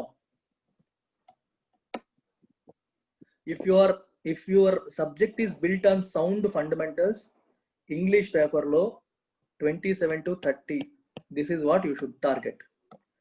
Gone are the days less than 5, less than 9, cut off mark వస్తే చప్పట్లు కొట్టాలు, cut off మార్కులు దాటితే చాలు అనుకోవడాలు. That's not how English should be dealt. 27 to 30 నా వరకు ఇది scoring. Reasoning scoring full రావాలి. క్వాంట్ మీరు ఫాస్ట్ గా చేయగలిగితే, మనం అప్లై చేసే మెథడ్స్ ఫార్ములాస్ లేని మెథడ్స్ మన ఇన్స్టిట్యూట్ లాగా టకటక చేయగలిగితే క్వాంటో లాగేస్తారు. And your dependency on these simplifications, DIs okay, ఏంటవి మన క్వాడ్రాటిక్ ఈక్వేషన్స్, వీటి మీద డిపెండ్ అవ్వడం తగ్గాలి. వీటి మీద డిపెండ్ అవ్వడం ఫస్ట్ తగ్గాలి. డిపెండ్ తగ్గి మిస్లేనియస్ స్ట్రాంగ్ అవ్వాలి. మీరు నమ్మరు, నా స్టూడెంట్స్ మిస్లేనియస్ తో స్టార్ట్ చేసేవాళ్ళు.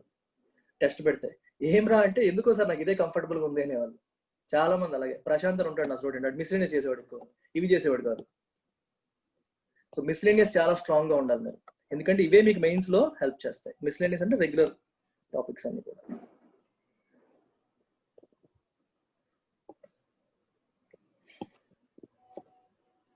Go through this. Yesterday, ahead of Diwali, the Union government announced, easy kada, yesterday, నిన్న అంటే past tense. Union government announce అన్నాడు, ప్రెజెంట్ టెన్స్ లో ఉంది అనౌన్స్డ్. ఎస్టర్డే కనిపించగానే పాస్ట్ టెన్స్ స్ట్రైక్ అవ్వాలి. ద యూనియన్ గవర్నమెంట్ అనౌన్స్డ్ అంతే. ఇక్కడ ఈజ్ వచ్చింది, హ్యావ్ వచ్చింది, ఇవన్నీ ప్రెజెంట్ టెన్స్ లోనే ఉన్నాయి. డైరెక్ట్ గా simple past. Straightforward question.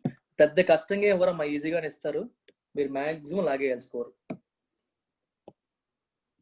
The two playwrights worked in close collaborating. In close collaboration అంటాం. Close collaboration. ఇది మీకు మామూలుగానే తెలియాలి. In close collaborating అనరు.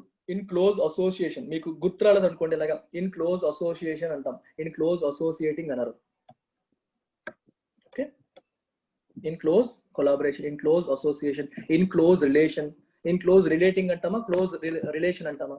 In close relation. అలా.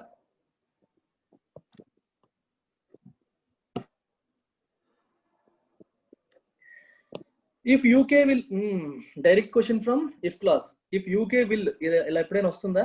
Agree to the provisions on e-commerce, it will mean. మనకి conditional clauses లో zero conditional చెప్పాను, తర్వాత ఏంటి first conditional. First conditional structure ఏంటి? ఇఫ్ ఎస్ ప్లస్ v1, ఇటువైపు ఏంటి S plus will plus v1.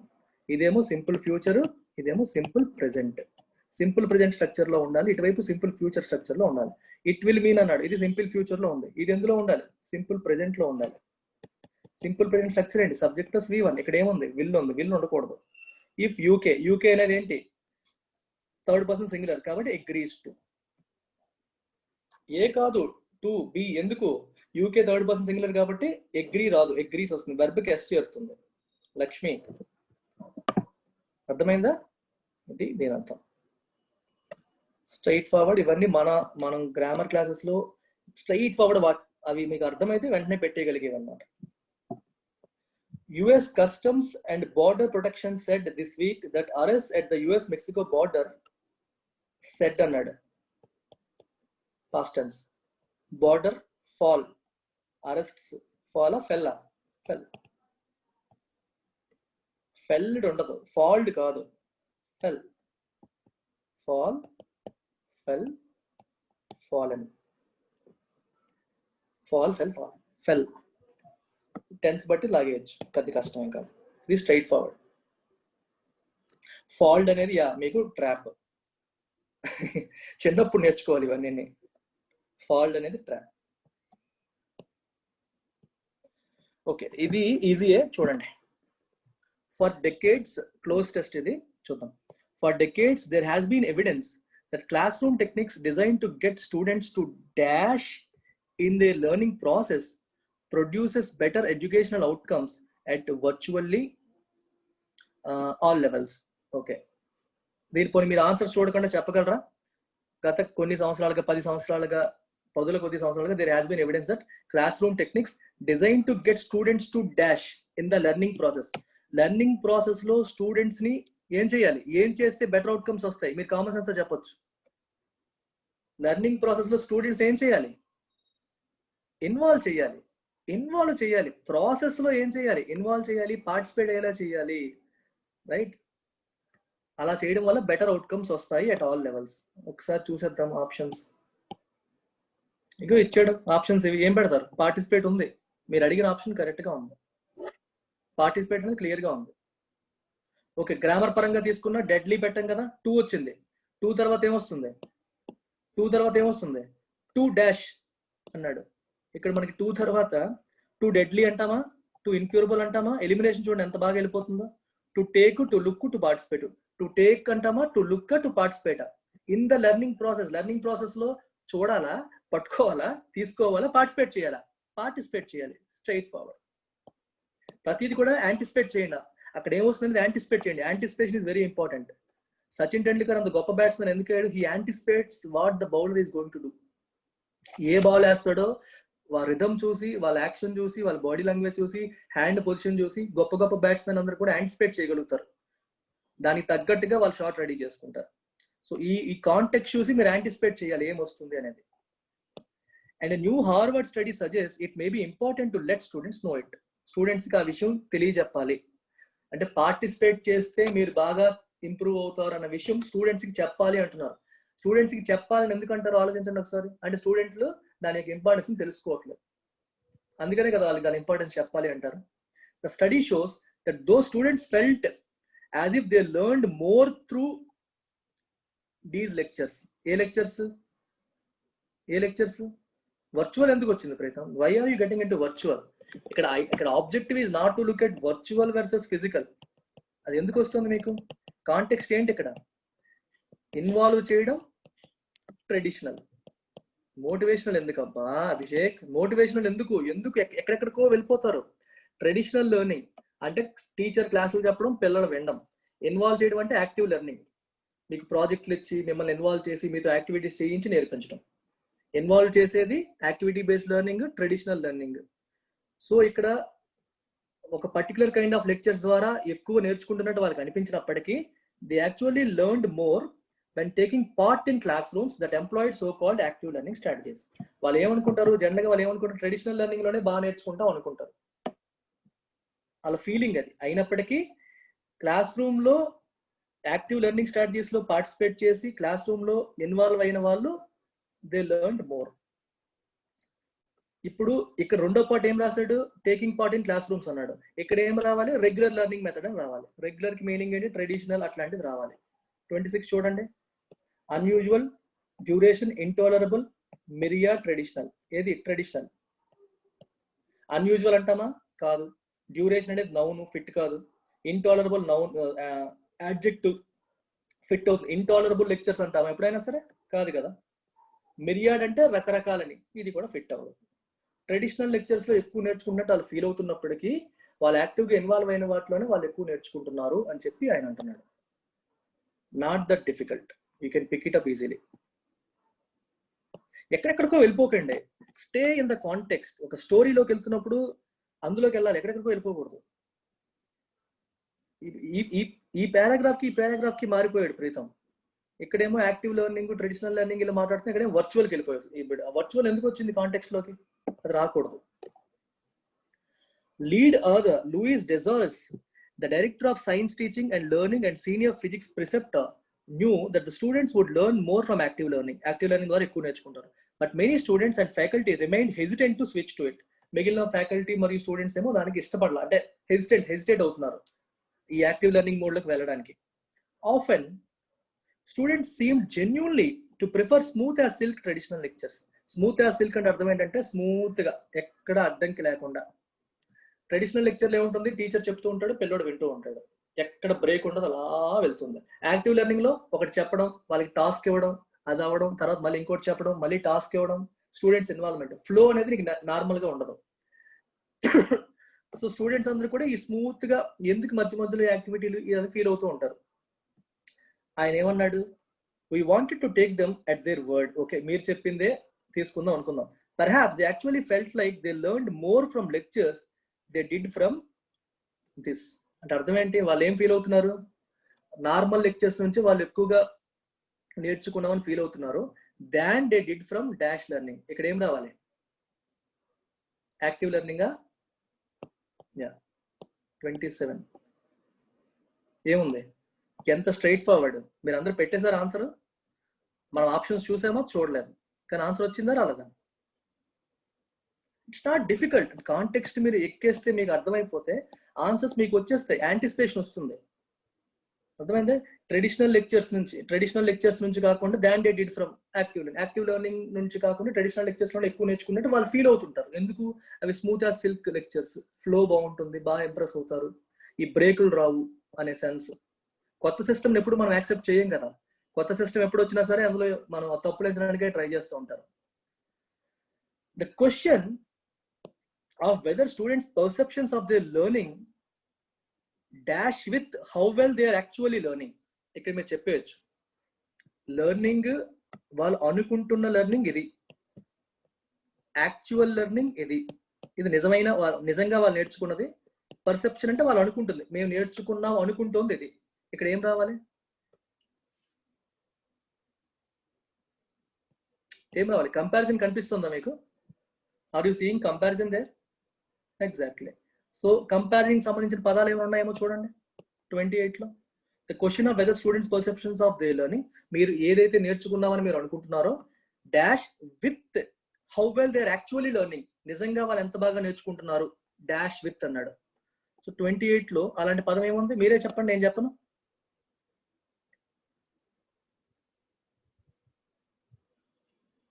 Straight forward.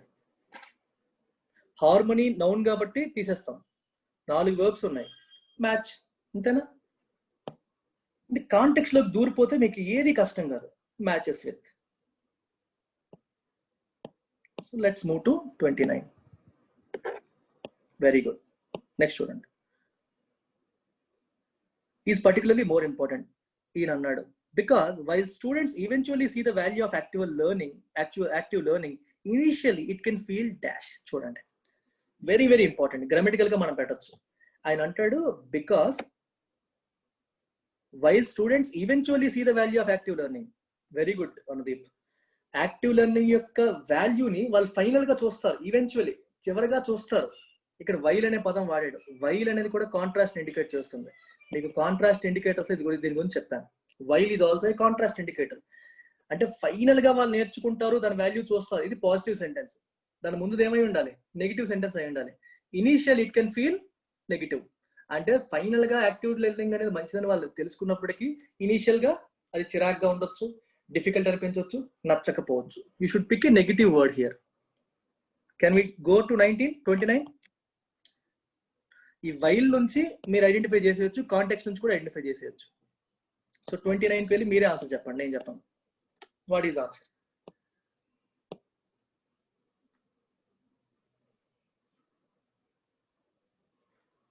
Frustrating, as simple as that. In fact వాళ్ళు అసలు ఏమీ డిఫికల్ట్ గా కూడా ఇవ్వలేదు, ఆప్షన్స్ కూడా ఎలిమినేషన్ ఈజీగా అయ్యేటట్టుగా ఇచ్చారు. Initially it can feel frustrated. Frustration వస్తుంది, ఏంటి ఇదంతా, అలా చక్కగా వినేసే వాళ్ళం కదా సార్ చెప్తుంటే, ఇప్పుడేమో మాతో మాట్లాడిస్తున్నారు, మమ్మల్ని ఆలోచింపజేస్తున్నారు, మాతో పని చేయిస్తున్నారు అనే ఫీలింగ్ రావచ్చు. కానీ చివరిగా వాళ్ళు తెలుసుకుంటారు అని అర్థం. Deep learning is hard work. Deep గా నేర్చుకోవడం అనేది అంత ఈజీ కాదు, బాగా బ్రెయిన్ పెట్టాలి, ఎఫర్ట్ పెట్టాలి, హార్డ్ వర్క్ అది. The effort involved in active learning can be misinterpreted as a sign of poor learning. చాలా మంది అలాగే అనుకుంటారు, ఇలా చెప్పగానే మాకు అర్థం అవ్వట్లేదు, ఇవన్నీ చేయమంటున్నారు, ఎంత ఎఫర్ట్ పెట్టాల్సి వస్తుంది, కాబట్టి అది పూర్ లెర్నింగ్, మాకేం తెలియట్లేదు అనే ఫీలింగ్ వస్తుంది. On the other hand, a superstar lecturer can explain things in such a way as to make students feel like they are learning more than they actually are. ఒక మంచి lecturer class చెప్పినప్పుడు మనం బాగా immerse అయిపోతాం, మనల్ని involve చేయట్లేదు ఆయన బాగా చెప్తున్నాడు. చాలా మంది యూపీఎస్సీకి నా దగ్గరికి వచ్చే వాళ్ళు ఇదే చెప్తారు, సార్ సూపర్ గా చెప్తారు సార్, కానీ నాకు అర్థం కాదు సార్. చాలా సార్లు ఇదే, లెక్చర్ వింటున్నప్పుడు ఇమ్మర్స్ అయిపోతావు, చాలా బాగా చెప్తున్నారు అనిపిస్తుంది, బట్ బయటకు వచ్చేసరికి ఏం గుర్తుండవు, ఏం నేర్చుకున్నావో తెలియదు. మీరు యాక్చువల్గా నేర్చుకున్న దానికంటే you feel you are learning more, నువ్వు ఎక్కువ నేర్చుకున్నావు అనే ఫీలింగ్కి వెళ్ళిపోతావు. When you are not involved, when the teacher is not making you think and he himself is doing everything, మీతో ఆలోచింప చేయకుండా క్లాసెస్ జరిపితే ఇది problem. To understand this dichotomy అంటే అర్థం ఏంటి? రెండింటికి మధ్యలో ఉన్న ఈ వేరియేషన్, ఈ difference, separation. This person and his co-authors designed an experiment that would expose students in an introductory physics class to both traditional lectures and active learning. రెండింటికి కూడా ఎక్స్పోజ్ చేశారు వాళ్ళని. While the results were tallied, the authors found that students felt as if they learned more from the lectures. Lectures నుంచి ఎక్కువ నేర్చుకున్నట్టుగా వాళ్ళు feel అయ్యారు. But in fact, scored higher on tests following the active learning classes. Active learning classes ఎవరైతే follow అయ్యారో దాని తర్వాత స్కోర్లు బాగా వచ్చాయి. Ultimately, Desarez said, the study shows that it's important to ensure that neither instructors nor students are dash into thinking that lectures are the best learning option. Lectures ఏ మంచి option అని నమ్మేలాగా అవ్వకూడదు. ఏం రాయాలి ఇప్పుడు? నెగిటివా పాజిటివా? ఏం పెడతారు ఇక్కడ? 30th ఆన్సర్ ఏంటి చెప్పండి? Neither lectures, so neither instructors నార్ స్టూడెంట్స్. ఇన్స్ట్రక్టర్స్ కానీ స్టూడెంట్స్ కానీ, నెయిదర్ నార్ అంటే అర్థం ఏంటి? షుడ్ నాట్ బి అని అర్థం. Are dash into thinking. Negative word రావాలి కదా, నెగిటివ్ వర్డ్ రావాలి అంటే వాళ్ళు ట్రాప్ లో పడిపోకూడదు, అంటే మామూలు లెక్చర్సే మంచివి అనే ట్రాప్ లోకి వాళ్ళు పడిపోకూడదు అనే సెన్స్ వస్తుందా? So negative word. So look at 30. ఏం పెడతారు?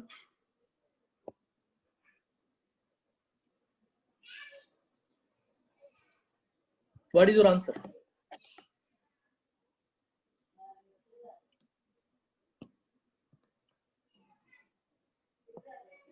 ఏంటి answer? Tight. First consent to needs eliminate చేసేద్దాం. ఆర్ కన్సెంట్, ఆర్ నీడ్స్ రావు. ఎప్పుడు చూడండి, బీ ఫామ్ తర్వాత ఎప్పుడు కూడా V1 రాదు. V1 రాదు. either V1 ప్లస్ ఇంగ్ లేదా V3. నెగిటివ్ వర్డ్ కావాలనుకున్నాం. Tied, fooled, emptied. Tied negative word కాదు, ఇది ఎలిమినేట్ చేసేయండి. ఎంప్టీడా, ఫూల్డా? ఖాళీ చేస్తామా? మన టీచర్స్ ని, స్టూడెంట్స్ ని ఖాళీ చేస్తామా, ఫూల్ చేస్తాం? Fooled. They should not be fooled in to believing lectures are the best way. Lectures ఏ బెస్ట్ అని చెప్పి నమ్మేలాగా వాళ్ళు ఫూల్ అవ్వకూడదు అని అర్థం. Got it? That's it. So this is IBPS PO 2019 English paper. దీంట్లో నేను ఎక్స్పెక్ట్ చేసే స్కోరు 25+. It's an easy paper. 25+. Proper గా మన దగ్గర గ్రామర్ పక్కాగా నేర్చుకున్న వాళ్ళు, రోజు ఎడిటోరియల్ ఫాలో అవుతున్న వాళ్ళు, వొకాబులరీ కూడా సింపుల్ వొకాబులరీ, నాట్ డిఫికల్ట్. 6 నెలల నుంచి ఫాలో అయితే పికప్ చేయగలిగేలాగా ఉంది, లేదా కాంటెక్చువల్ గా గెస్ట్ చేసేలాగా ఉంది. కాంటెక్చువల్ గా గెస్ట్ చేయడం చాలా ఇంపార్టెంట్. ఈ 2 లక్షణాలు ఉంటే 25+ స్కోర్ ఇందులో ఈజీగా వస్తుంది. ఓకే, సో టైమ్స్ ఇవ్వడం ఇందులో అన్ని ఈజీగానే ఉన్నాయి, పెద్ద కష్టమేమీ కాదు. సో ఇప్పుడు ఏంటంటే మీకు ఎర్రర్ స్పాటింగ్ ఫాస్ట్ గా అయిపోతుంది, అవి చేసేయండి. నన్ను అడిగితే నేను డిఫరెంట్ అప్రోచ్ ఫాలో అవుతా. నేను ఆర్సీతో స్టార్ట్ చేస్తాను. నాకు ఫస్ట్ ఆర్సీతో చేస్తే చాలా ఇష్టం. మీకు రీడింగ్ కాంప్రహెన్షన్ అలవాటు అయిపోతే అది పెద్ద కష్టం అనిపించుకోదు. ఫస్ట్ 5 minutes ఆర్సీ చదివేసి నేను చేస్తాను. బట్ మీరు కంఫర్టబుల్ కాకపోతే if you are strong in grammar, మీరు ఏది స్ట్రాంగ్ అయితే దాంతో స్టార్ట్ చేయండి. గ్రామర్ స్టార్ట్ అయితే గ్రామర్ బిట్స్ తో స్టార్ట్ చేయండి. వొకాబులరీ స్ట్రాంగ్ అయితే వొకాబులరీతో స్టార్ట్ చేయండి. లేదా ఫస్ట్ క్వశ్చన్ చూడండి, మీకు ఈజీ అనిపిస్తే ఇంకా అలా ఫ్లో వచ్చేస్తుంది, ఎక్కడ ఆపక్కర్లా. ఎక్కడెక్కడ క్వశ్చన్ రావట్లేదు అక్కడ ఆగిపోవద్దు. ప్రాబ్లం అదే. Don't break your brain over it, don't break your head over it. అలాగా ఆగిపోయి మళ్ళీ చదివేసి వద్దు. Move on, keep moving on. Mark చేసుకోండి, మార్క్ ఫర్ రివ్యూ కొట్టండి, వెళ్ళిపోండి. ఏ క్వశ్చన్ కూడా మోర్ దాన్ 1 minute స్పెండ్ చేయొద్దు. No way, not more than 1. First చూడగానే 10-15 seconds లో మీకు వెళ్ళగాలి. ఒక మాక్సిమం 30 seconds లోకి వెళ్ళగాలి. ఎంత అప్పటికి రావట్లేదు అనుకోండి, మీరు ఆలోచించడం వల్ల కొత్తగా రాదు. లోపల ఏమైనా ఉంటే గుజ్జు ఉంటే బయటకు వస్తుంది. ఆ గుజ్జు లేనప్పుడు ఎంతసేపు ఆలోచించినా రాదు. ఎందుకంటే ఇంగ్లీష్ కదా, ఇదర్ వొకాబులరీ వర్డ్ అయినా మీకు తెలిసి ఉండాలి, లేదా గ్రామర్ రూల్ అయినా తెలిసి ఉండాలి. 2 తెలియకపోతే గెస్ రావాలి. గెస్ లాస్ట్ లో చేస్తారు, స్టార్టింగ్ లో గెస్ చేసుకుంటూ కూర్చుంటే మనకి టైం వేస్ట్. వచ్చినవన్నీ పెట్టేశారు అనుకోండి, ఒక 15 questions పెట్టేశారు అనుకోండి కరెక్ట్ గా 100% పక్కాగా, మీకు ఫస్ట్ కాన్ఫిడెన్స్ బిల్డ్ అయిపోతుంది. కట్ ఆఫ్లు దాటేస్తాము, స్కోర్ బాగానే ఉంటుందని నమ్మకం వస్తుంది. ఈ కాన్ఫిడెన్స్ తో, ఈ కాన్ఫిడెంట్ బ్రెయిన్ తో మీరు పెడితే కరెక్ట్ గా పెడతారు. ఆ కాంటెక్చువల్ గెస్సింగ్ కూడా కరెక్ట్ గా వస్తుంది. బ్రెయిన్ కాన్ఫిడెంట్ గా లేకుండా అన్ని అయోమయంగా ఉన్నారనుకోండి, మీకు గెస్సింగ్ చేసే ఎబిలిటీ కూడా పోతుంది. You will lose that ability to guess in and intelligent way. Intelligent గా గెస్ చేయడం అనేది చాలా చాలా ఇంపార్టెంట్. ఓకేనా? ఒక 70% మీకు స్ట్రైక్ అవుతుంది పక్కాగా అనిపిస్తుంది అంటే యూ కెన్ గో హెడ్. చాలా మంది ఏంటంటే తెలిస్తే పెట్టండి, వదిలేస్తే వదిలేయండి అంటారు. కానీ నా వరకు ఇంగ్లీష్ స్కోరింగ్, ఆ ఇంటెలిజెంట్ గెస్సింగ్ అనేది బిల్డ్ అయితే పెట్టాలి. అలాగే ఊరికే ఏమీ తెలియకపోయినా నేను సార్ పెట్టేయమని పెట్టకండి. తెలియకపోతే వద్దు, పూర్తిగా తెలియదు అనుకోండి అసలు వద్దు. ఇప్పుడు మీకు 5 ఆప్షన్స్ ఉన్నాయి చూడండి, 5 ఆప్షన్స్ లో if you can eliminate 3 options, 2 ఉన్నాయి, రెండిట్లో ఈ కి 70% ఛాన్స్ ఉంది, దీనికి 30% ఛాన్స్ ఉంది అంటే then you can go ahead. Calculated risk, exactly risk తీసుకోవాలి, క్యాలిక్యులేటెడ్ గా ఉండాలి. 5 ఒకటి ఎలిమినేట్ చేసి 4 గెస్ పెట్టేస్తానంటే కాదు, అది రిస్క్. అది అలాంటి పనులు చేయకండి, దానివల్ల ఉన్నది పోతుంది. అదేదో అంటారు చూడండి, ఉన్నది పోయే అది కూడా పోయే, ఆ పరిస్థితి వద్దు. ఎందుకంటే ఈ బిట్టు పోతుంది, ఆల్రెడీ నువ్వు చేసుకున్న బిట్టు కూడా నెగిటివ్ వల్ల దెబ్బ అయిపోతుంది. రేపు మీకు కనెక్టర్స్ రివిజన్ చేస్తాను. ఐ హావ్ 2 డాక్యుమెంట్స్ మనం తయారు చేసినవి ఉన్నాయి. Don't miss tomorrow's class. Connectors చెప్తాను. రేపు ఎవరైనా టెస్ట్ రాస్తే వాళ్ళు రాసేయండి, ప్రాబ్లం ఏమీ లేదు, కంగారు ఏం లేదు. రాయని వాళ్ళు ఎవరైనా ఉంటే ఇంకా తర్వాత ఎవరికైనా ఉంటే వాళ్ళకి పనికి వస్తుంది. Okay, take care, bye. Bye sir.